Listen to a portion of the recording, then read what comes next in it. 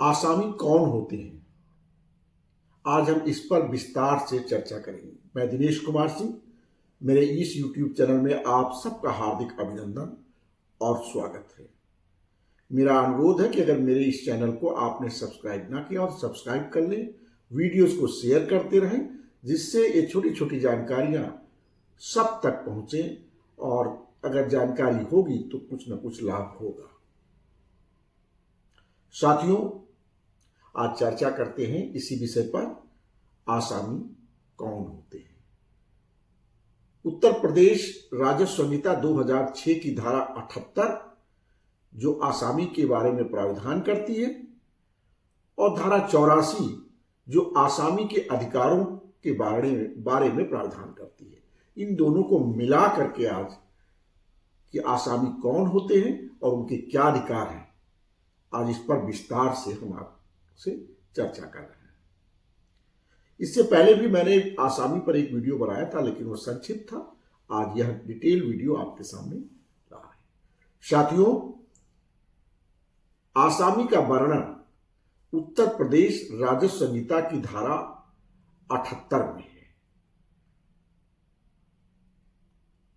खातेदार उत्तर प्रदेश राजस्व संहिता की धारा 74 के अनुसार 4 प्रकार के हैं। 4 प्रकार के खातेदार होते हैं जिनके नाम खाते होते हैं, और वो किस प्रकार के खाते होते हैं, उनका प्रकार है। एक तो वह प्रकार है जो संक्रमणीय अधिकार वाले भूमिधर होते हैं, उनका खाता, वो खातेदार, टेनोर होल्डर, मतलब जिन्हें अपनी भूमि बेचने का अधिकार है। दूसरी तरह के कौन से हैं, असंक्रमणीय अधिकार वाले भूमिधर। ऐसे खातेदार होते हैं जिनको अपनी भूमि को बेचने का अधिकार नहीं होता है, केवल उस पर वह कृषि कार्य कर सकते हैं। तीसरे कौन होते हैं, आसामी, जिनको भूमि को बेचने का भी अधिकार नहीं होता, भूमि को किसी को अंतरित नहीं कर सकते, वसीयत नहीं कर सकते और भूमि का अदला बदली किसी से नहीं कर सकते, भूमि का बंटवारा नहीं कर सकते, तो ये आसामी खातेदार कहलाते हैं। चौथी श्रेणी है सरकारी पट्टेदार। इस प्रकार आज की तारीख में जो कानून राजस्व का लागू है उसके अनुसार 4 तरह की श्रेणी के खातेदार हैं। संक्रमणीय अधिकार वाले भूमिधर, असंक्रमणीय अधिकार वाले भूमिधर, आसामी और सरकारी पट्टेदार। ये जो कानून है, इससे पहले जो 39 पुराने कानूनों को रद्द किया गया इसको लागू होने पर, और उसमें एक महत्वपूर्ण कानून था उत्तर प्रदेश का UPZLR एक्ट 1950, और उसमें जो पहले व्यवस्था की गई थी काश्तकारों की। अब आप जान लेते हैं इतिहास क्या है खातेदारों का, काश्तकारों का। तो 1950 जो पहला भूमि संबंधी कानून बना भूमि व्यवस्था के संबंध में, उसमें 4 प्रकार के खातेदार रखे गए।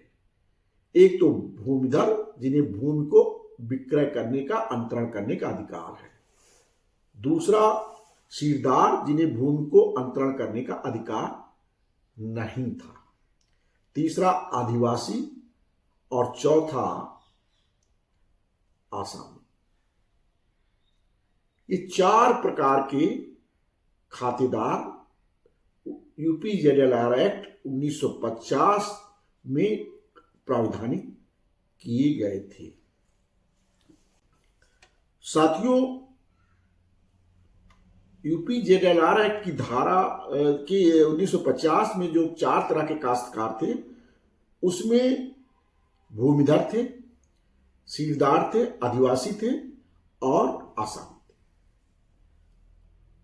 उत्तर प्रदेश अधिनियम संख्या 20 सन 1954 के द्वारा आदिवासी की श्रेणी समाप्त कर दी गई और उनको सबको सीरदार बना दिया गया। तो इस प्रकार 3 श्रेणियां रह गई, भूमिधर, सीरदार और आसामी। फिर 1977 में एक्ट संख्या जो 8 था, उत्तर प्रदेश अधिनियम संख्या 8 था, उसके द्वारा सीरदार के भी अस्तित्व को समाप्त करके नया नाम दे दिया गया असंक्रमणीय भूमिधर वाले भूमिधर, और भूमिधर जो थे उनको संक्रमणीय अधिकार वाले भूमिधर कर दिया गया। तो ये जो सीरदार शब्द था वह 77 तक चला। 77 में इस शब्द को भी समाप्त करके असंक्रमणीय अधिकार वाले भूमिधर हो गए।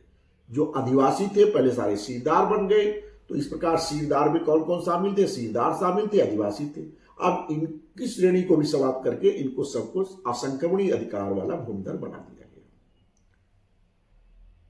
तो इस प्रकार अब कौन बचा? एक संक्रमणीय अधिकार वाले भूमिधर, दूसरा असंक्रमणीय अधिकार वाले भूमिधर और तीसरा आसामी। सन 1958 में लेकिन एक संशोधन किया गया 131 का के द्वारा, और उसमें एक नए तरह के भूमिधर जोड़े गए। वो सरकारी पट्टेदार, उनके अधिकार निश्चित किए गए। तो इस प्रकार जब उत्तर प्रदेश राजस्व संहिता लागू हुई तब 4 प्रकार के काश्तकार या खातेदार थे। एक तो संक्रमणीय अधिकार वाले भूमिधर, दूसरा असंक्रमणीय अधिकार वाले भूमिधर, तीसरा आसामी और चौथा सरकारी पट्टेदार। और आज यही व्यवस्था लागू है। आज हम जो चर्चा कर रहे हैं वो आसामी के बारे में चर्चा विस्तार। धारा 78 क्या कहती है जिसमें आसामी का प्रावधान किया गया? उसमें 4 पार्ट हैं, का, खा, गा, घा। इसमें कहा गया है कि जो इस संहिता के अंतर्गत आसामी को दायित्व होंगे, अधिकार होंगे, वो इन 4 जो श्रेणी है ये आसामी की, इनको वही अधिकार और दायित्व होंगे जो इस संहिता द्वारा प्रदत्त किए जाए।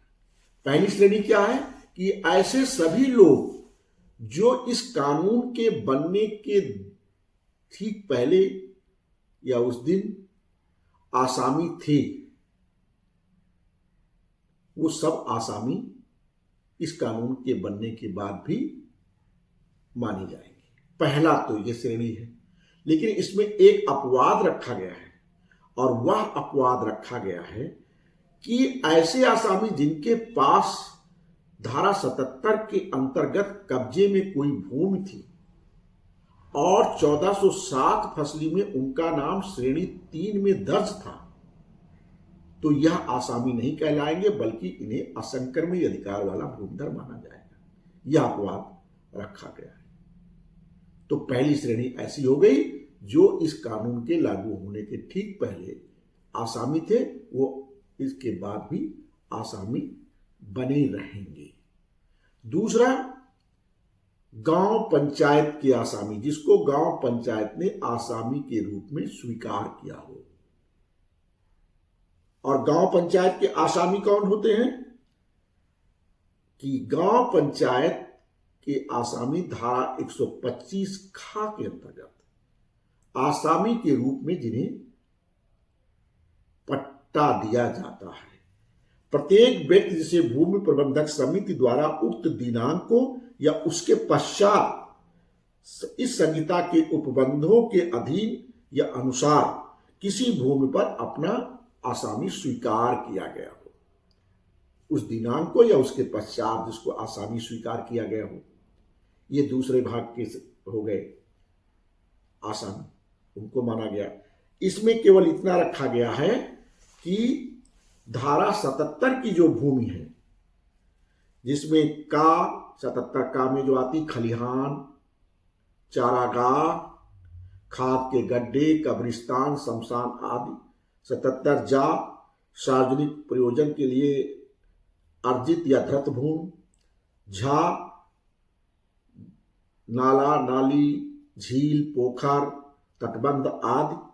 तो ये भूमि जो है आसामी, इस पर अगर कोई किसी को पट्टा कब्जा है, ये आसामी नहीं माने जाएंगे।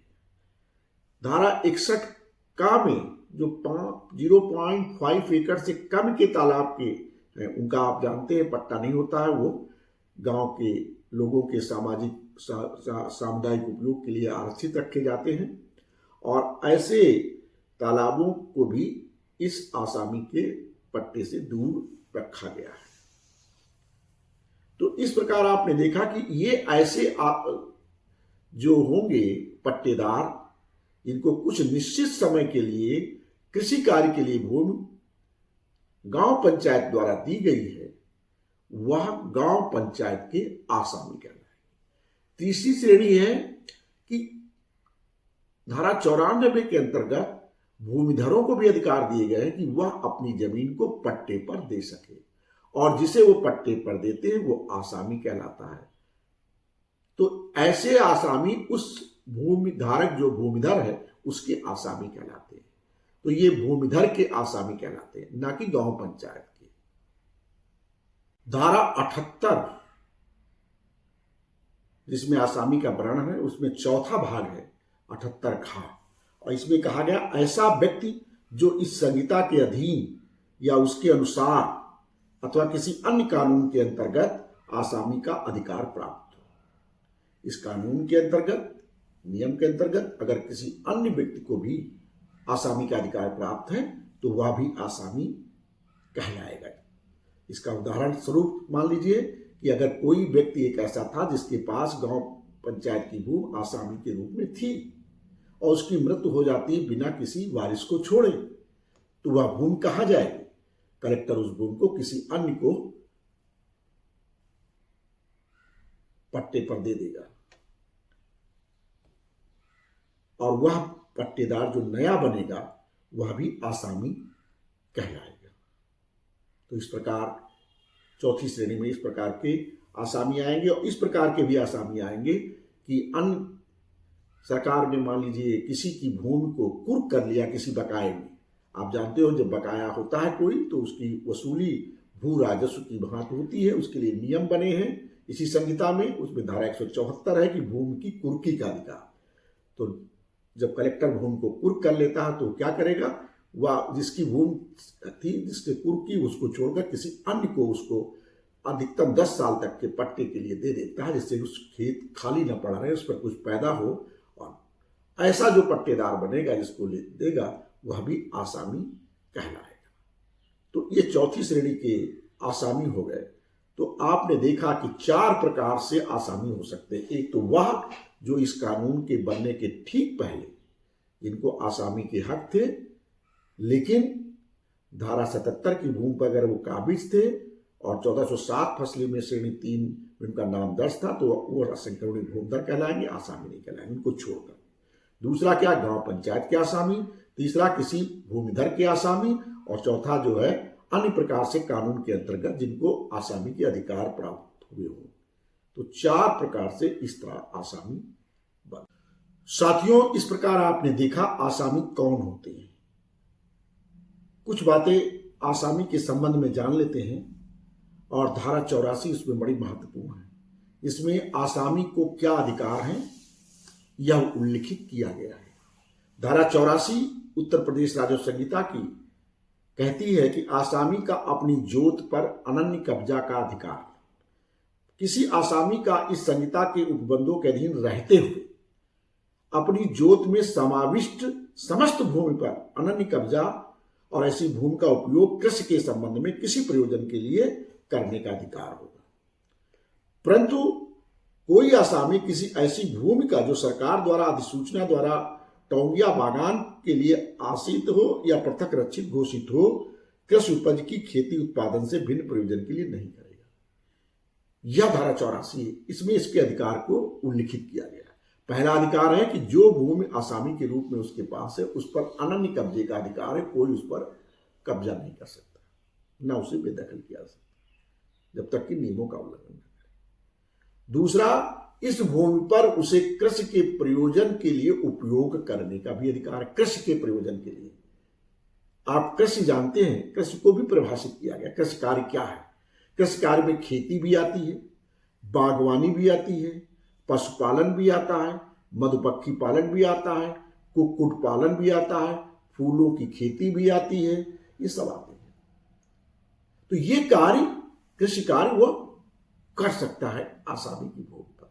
लेकिन अगर यह जमीन टोंगिया बागान के लिए है, रक्षित की गई धृत है, तो उसमें केवल और केवल खेती कर सकता है, अन्य कृषि कार्य वह नहीं कर सकता है, केवल फसल ही उगा सकता है।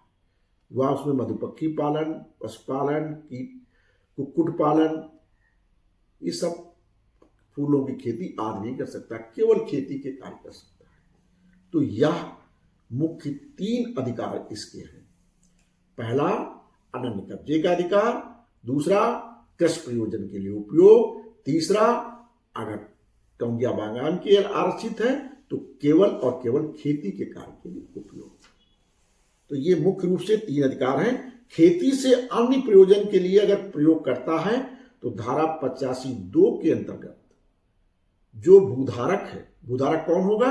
या तो गांव पंचायत होगी जिसने उसको दिया है आसामी के रूप में, या कोई भूमिधर होगा जिसने आसामी के रूप में दिया है, तो वह भूधारक उसे धारा 85(2) के अंतर्गत बेदखल करने का भी अधिकार रखता है, अगर उसने धारा 84 के किसी भी या संहिता के किसी नियमों कानून का उल्लंघन किया। इस प्रकार आपने देखा कि आसामी को अपनी जमीन में उसकी अपनी जमीन नहीं होती, बल्कि किसी दूसरे की होती है, जो निश्चित समय के लिए उसे कृषि कार्य के लिए दी जाती है। वह दूसरे से पट्टे पर जमीन को प्राप्त करके केवल खेती करता है। आसामी की परिभाषा उसके अधिकारों का उल्लेख जो है धारा 78 में है, मैंने जैसा स्पष्ट किया। धारा 84 के अनुसार आसामी को अनन्य कब्जा बनाए रखने का अधिकार है। वह भूमि का उपयोग केवल कृषि कार्यों के लिए कर सकता है। धारा 84 को उल्लंघन करेगा तो धारा 85 से बेदखल किया जाएगा। और अगर भूमि में जिससे उसने भूधारक का हित अगर समाप्त हो गया तो उस भूधारक से जिससे प्राप्त की है उस आसामी ने जमीन, उसका भी आसामी का भी हित समाप्त हो जाएगा। धारा 61 के अनुसार ग्राम पंचायत के तालाब, झील आदि, जो पोखर आदि जो है मछली पालन के लिए जो पट्टे पर दिए जाते हैं, वो जो पट्टेदार होगा वो भी आसामी ही कहलाता है। तो ये मुख्य उसके वो थे।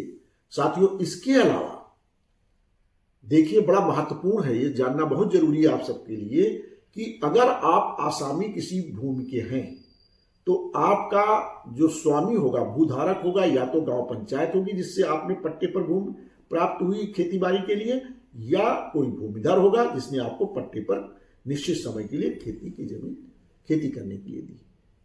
तो इस भूमि का जो केवल कृषि के लिए उपयोग कर सकते, पहली बात तो दिमाग में ये बना लीजिए, इसमें कोई सुधार कार्य करने का अधिकार आपको नहीं होगा। इस भूमि को विक्रय करने का कोई अधिकार आपको नहीं होगा, संक्रमण करने का कोई अधिकार नहीं होगा। इस भूमि को किसी अन्य की भूमि से अदला बदली करने का अधिकार आपको नहीं होगा। इस भूमि की वसीयत करने का अधिकार आपको नहीं होगा। लेकिन अगर आपकी डेथ हो जाती है तो आपके जो उत्तराधिकारी होंगे उनको यह जमीन वरासतन मिल जाएगी उस समय के लिए जिस समय तक के लिए आसामी के रूप में आपको पट्टा था। धारा 100 के अंतर्गत जो शर्तें हैं, कानून है, उसके अनुसार अनुसूचित जाति का, जनजाति का कोई भी व्यक्ति आसामी के रूप में भूमि को बंधक रखने का अधिकार रखता है। अगर कोई आसामी है और उसकी डेथ हो जाती है और उसका कोई वारिस नहीं है तो वह भूमि धारा 115 के अंतर्गत अगर गांव पंचायत की थी तो गांव पंचायत में नीत हो जाएगी, अगर किसी भूधारक की तो भूधारक को वापस हो जाएगी। ये कुछ सारे नियम हैं। बंटवारे का मुकदमा दायर नहीं कर सकता कोई आसामी। मान लीजिए 4 आसामी हैं सहखातेदार के रूप में उसमें, तो वह बंटवारे का मुकदमा दायर करके उसका बंटवारा नहीं करा सकते। ये कुछ महत्वपूर्ण नियम कानून है जिनकी जानकारी आप सबको होनी चाहिए थी, वो मैंने आपको बताई। बहुत बहुत धन्यवाद। मुझे आशा है कि यह वीडियो आपको पसंद आएगा। अनुरोध रहेगा, अगर चैनल को अब तक सब्सक्राइब ना किया हो तो सब्सक्राइब कर लें, वीडियोस को शेयर करते रहें जिससे ज़्यादा से ज़्यादा लोगों तक जानकारी पहुंचे। इसके लिए मैं आपका आभारी हूँगा। बहुत बहुत धन्यवाद।